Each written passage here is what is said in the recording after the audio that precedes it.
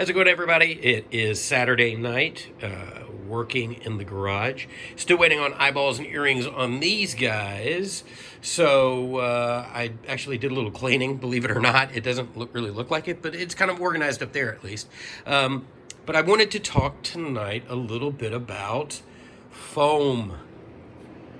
That's right. This is one of the things that a lot of people like in their castings. And I'm going to tell you, it's a total pain in the butt. It really, really is. So why is this a pain? Well, because it is very, very dependent on humidity and temperature and sorcery and which way the wind is blowing. And you might go, well, you just mix two chemicals, you pour it in there, and it expands. And the answer is not really. Because what you have to do is you have to pour it in layers, right? You don't want to just dump enough foam in here to have it just foam up, because to be honest with you, there's a pretty high failure rate with this stuff. I mean, it's not like astronomical, otherwise nobody would do it, and these guys wouldn't be getting done. As you can see, these guys all have foam in them. They all worked. They were successful. And these guys all have foam in them, right? But I do have to say that every now and again, you'll pour one of these guys and you'll end up with this.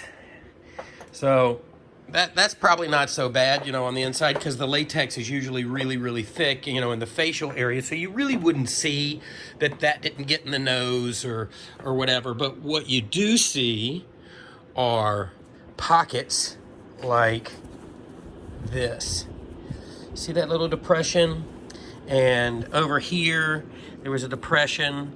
And back here, there's a depression. And what happens is when you pour your foam in your mold, and that's the best way to do it, if you can, because then you know that the foam is going to expand to the exact dimensions of what it is that you've sculpted. Or at least in theory, that's true. There's one exception to that. I'll talk about that in a minute. But when you have something that ends up with air pockets in it, like this, and like this, what happens is where this sticks to the inside of your latex mask, it collapses. And so you'll look at it and you think, oh, it's great. And then you'll come back out to the garage, an hour later, and you'll see that your dude has all kinds of dents in his head, and it's just a total mess. And I hate it. It drives me crazy. And so in this case, rather than trying to repair something like that, I just pulled the foam out and started over, just because it needed it. And the other thing too is when this one foamed, it sort of all collapsed uniformly, and his face was way too thin. Actually, you can see there's a collapse there. And so again, it affected the sculpt. It affected the end product, and I wasn't gonna let that out. So anyway, yeah, I peeled this out and then I refoamed him, and it worked out great. So the other issue that I've run into here, and I think that maybe this might be one of the issues as to why this guy kind of had a thinner face and just didn't look like my sculpt, is because there's kind of a sweet spot in time when you need to pour this foam, because as I'm sure that most of you know, latex shrinks as it sits in a mold, right? So when it shrinks inside the mold, you end up with, your seam, you'll end up with a seam that kind of bleeds out into this area, so that your latex gets caught in here and it gets caught in here. But the latex continues to shrink. And if you let the latex sit in a mold for too long, it'll automatically start to separate away from the mold. And when it starts to separate from the mold, what happens is the head, sort of your casting, it gets a little bit deformed, but only because it's trapped here and here. So you'll end up with sort of like a weird squish, and it's so slight. It's so slight. However, if when you pour that foam into a latex mold that has released from the inside of your mold, it really gives it the opportunity to sort of suck it away from those walls, and those collapses really become pronounced because that latex is able to be pulled into the void where that foam has collapsed, if that makes any sense. If the latex were like bonded to this plaster and you poured the foam in there and the bond here was greater than the bond between the foam and the latex, you wouldn't really probably see those voids so much. You would be able to feel them,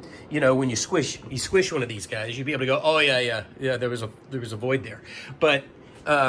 But no. So anyway, what happens is the foam will pull that latex away from the mold walls, and it just creates a total disaster. Now, again, I think a lot of people will tell you that things like that can be repaired if they're minor. But in the case of this guy, it just didn't make a whole lot of sense. And again, it wasn't up to my standards, so I just said, forget it. I'm going to pour it out, or pull the foam out and just refoam it. So anyway, this one I've just poured the foam. I have high hopes. Everything looks like it's going really, really well. As you can see, I have a cardboard tube that I cover in plastic, and I run it down the center, and that allows me to mount these guys for painting and ultimately for stands when I here, he's got a clip on his head. Ultimately when you put one of these guys on a stand. So, yeah. So anyway, that's really kind of what I wanted to talk about with the foam in regard to it pulling away from the sides and collapsing. Now, the other thing about foam is, like I was saying before, you want to pour it in batches. You don't want to just fill this thing to the top. So this is what I do. And if anybody out there has a better way, trust me, I am all ears. If you go, oh, you're an idiot, your stuff is collapsing, this is how you fix that problem.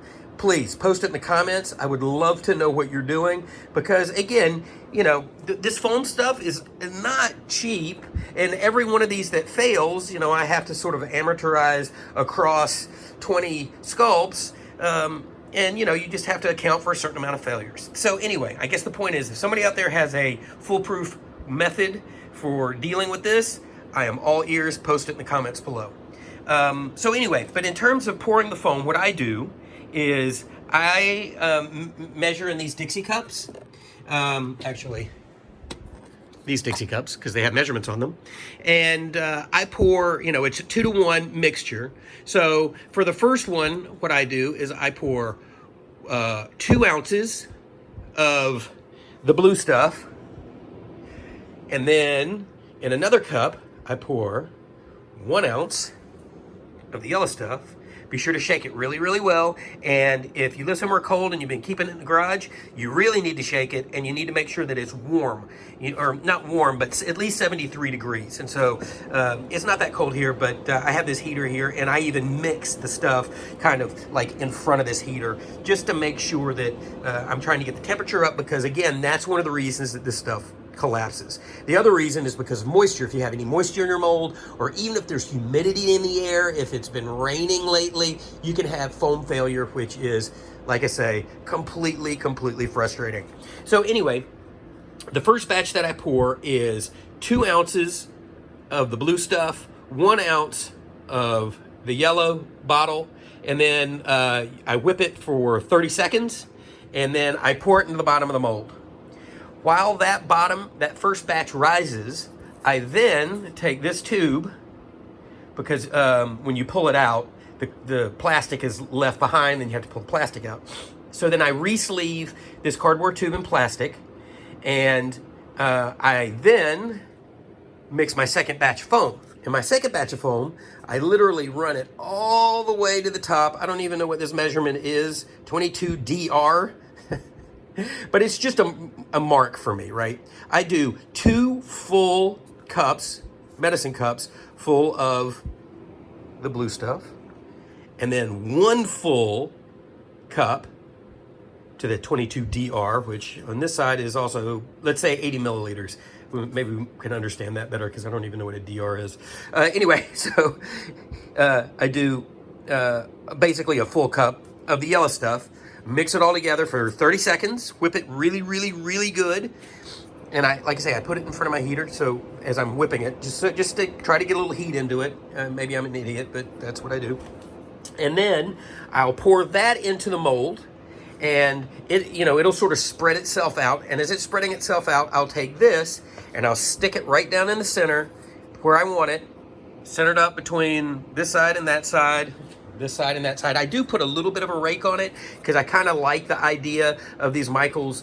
If you want to adjust it so that he's sort of kind of his head is tipped forward, that can be alleviated just by the way that you place it on your stand. But anyway, that's the way I like them, so that's the way I do this so that it's possible. And again, stuffing paper towels, or my favorite hack for that is to cut a tennis ball, stick it on top of the dowel on a stand, and then you can put your head on it, and you can set your head in any direction that you want, and you can have them look wherever you like. It's actually a pretty great method of doing that. But anyway, I stick the post in there, and then I just hold it. All the while wearing one of these, because if you read the directions, there's all kinds of like crazy vapors that come out of this foam as it's gassing out, and you don't want to breathe them. And I've been guilty of not wearing that, and I'm going to tell you, sometimes I don't feel so well afterwards. So I'm making sure that I'm wearing that guy. So anyway, I let that second one rise, and it rises to about here. I can look down into the neck and I can see it. It doesn't quite hit the bottom of the chin. It leaves me probably this much room. It basically settles in the middle of Michael's mouth. Like the foam fills to about right there.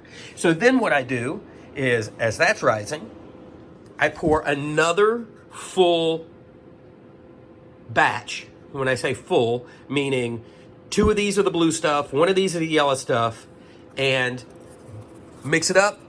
I tell my Alexa to count down from 30 seconds, and when that alarm goes off, I then pour it in, and then I let it start to rise. And as it rises, I tilt the mold forward because I want that foam to get into Michael's chin, and the other features as well. But you want it to fill the chin up. And as you can see on this one, actually this one was successful in filling the chin. So because you want as few voids in there as possible.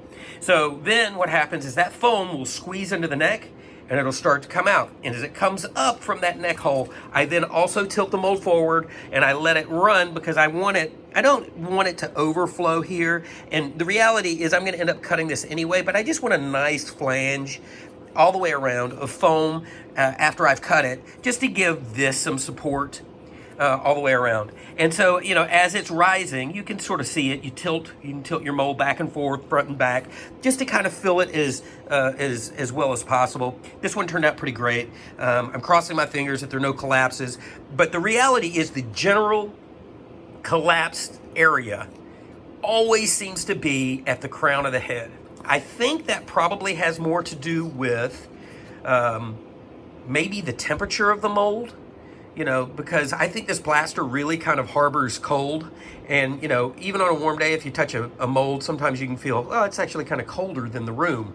And I think if the mold is like less than 73 degrees, particularly at the bottom, it sets you up for failure in regard to that foam rising and not collapsing. Again, the other reason that I have a little space heater that's constantly blowing inside my latex as it's drying, because I'm trying to keep the inside of this mold warm so that when I do pour this latex or this foam, that I don't have those collapse problems.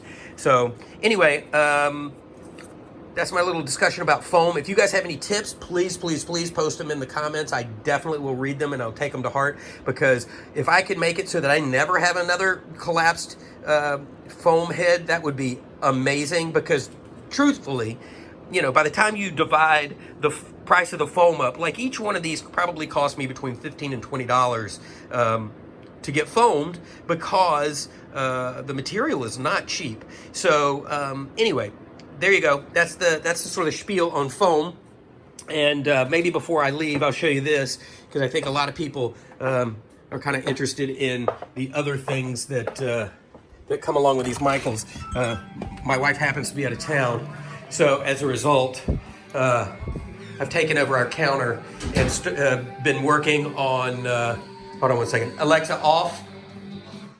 Been working on these stands. So like I said, this pole right here is the reason that I run that cardboard tube, so that you can sit it down on top. And then, like I was saying before, if you take a tennis ball and you cut a star in it, you can plop a tennis ball right on top here. And when you put your mask down onto it, that pressure of the tennis ball will allow you to tilt your head left and right, backwards and forwards. So anyway, that's these stands that I've been working on. this weekend. Actually, I've been working on a new Fright Night design that I came up with for you-know-who, who's currently in clay. But so anyway, I'm just kind of messing around with this idea with the bloody cross and all of that stuff. So there you go. And one last final tip before I leave. The best way to keep these guys cleaned and polished and the whole thing is wax. So, you know, these have a acrylic resin on top of them. So the best way to do it is to basically put wax on it, like you're waxing a piece of furniture, or, you know, truthfully, if you had car wax, you could probably do the same thing.